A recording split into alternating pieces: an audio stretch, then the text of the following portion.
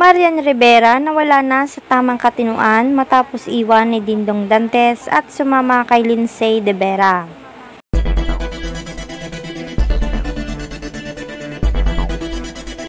Tila tuluyan na ngang winasak ng issue ang pagsasama nila Dingdong Dantes at Marian Rivera matapos ngang mabuking ang pagkakaroon ni Dingdong Dantes ng anak sa ibang babae, kung saan ay tuluyan ng nakipaghiwalay si Marian kay Dingdong.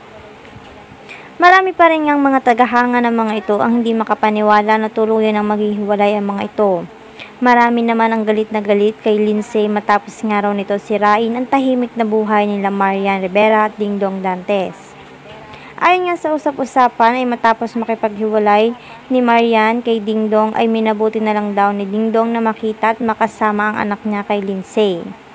Hindi rin daw para talikuran ang obligasyon niya kay Marian at sa kanilang dalawang anak.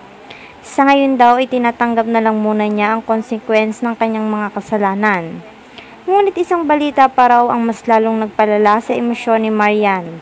Ang balitang umano'y lumipad na patungong ibang bansa si Dingdong kasama si Lindsay De Vera at ang anak nito. Mas lalong hindi raw kinaya ni Marian ang depresyon na ito kung kaya't kinakailangan na nitong magpasuri sa doktor dahil sa kakaibang kinikilos na raw nito.